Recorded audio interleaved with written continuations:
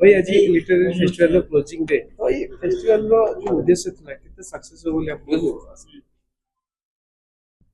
साहित्य सफलता मापिवा एक कष्टकर व्यापार। 3 दिन कार्यक्रम 3 दिन कार्यक्रम भितर देश भीतर अन्य राज्य आम राज्य अनेक कवि अनेक प्रतिभा को मंच को डकाही आलोचना होती भितर अनेक कवि को डाकिबा संभव हो अनेक लेखकों को डाकिबा संभव हो आम गोटे गार टाइम दे पारानी या डकागला या डका जाना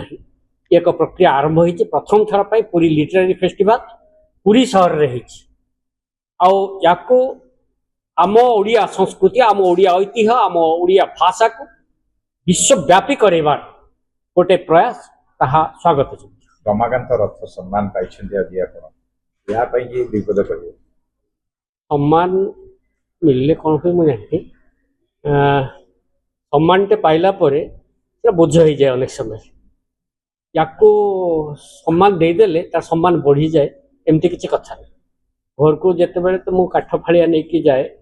आजिकल सम्मान दौरान मो स्त्री आगे चिंता हो जाए कि या रखी कौटी गामछा ठीक अच्छे फूल तोड़ा भी गोटे दिन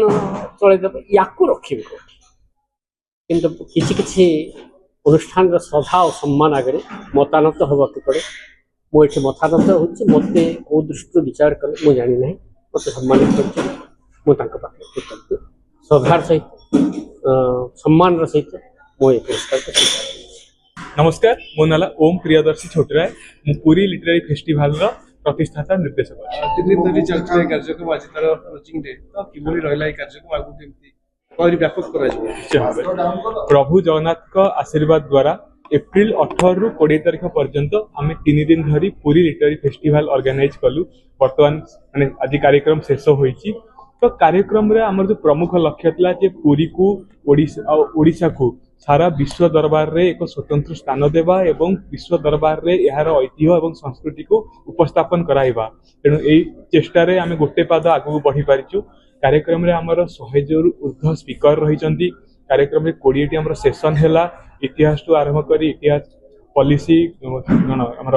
परिवेश एवं अंतरराष्ट्रीय विषय एवं सबु विषय रे चर्चा रहिला 21 शताब्दी ओडिया साहित्य विषय रे चर्चा रहिला वर्तमान ओडिशार सामाजिक और सांस्कृतिक परिस्थिति विषय रे मध्य चर्चा रहिला। कार्यक्रम रे प्रमुख अतिथि हिसाब से कार्यक्रम रे इनागुरेशन ऑनरेबल गवर्नर आमर माननीय राज्यपाल कले कार्यक्रम रे माननीय धर्मेन्द्र प्रधान कार्यक्रम रे वीडियो कॉन्फ्रेंस में जोड़ी होते संबित पात्र जी थे आम कार्यक्रम रे एवं वैलिडिक्टरी सेशन रे मध्य National Book Trust chairman National School of Drama chairman South अफ्रिकार आंबासाडर अनिल शुक्लाल जी समस्त उपस्थित रहिला। कार्यक्रम में प्रमुख स्पीकर हिसाब से मालिनी अवस्थी जी रहिले कार्यक्रम में हिंदोल सेनगुप्ता रहिले हाँ आम यही लिटरेरी फेस्टिवल केवल ये सारूनी यह पूरी लिटरेरी फेस्टिवल नाम भारतर समस्त 30 टी राज्यर राजधानी सहर कैपिटल सिटी रे गोटे गोटे कार्यक्रम अनुष्ठित हेबो एवं यही जो फ्लो आगामी 365 दिन चलिबो एवं वर्षे परे पुणी यही पूरी लिटरेरी फेस्टिवल द्वितीय संस्करण यही थारे ही आयोजित हेबो। पुरी रो रविंद्र कुमार को रिपोर्ट मूसिका न्यूज।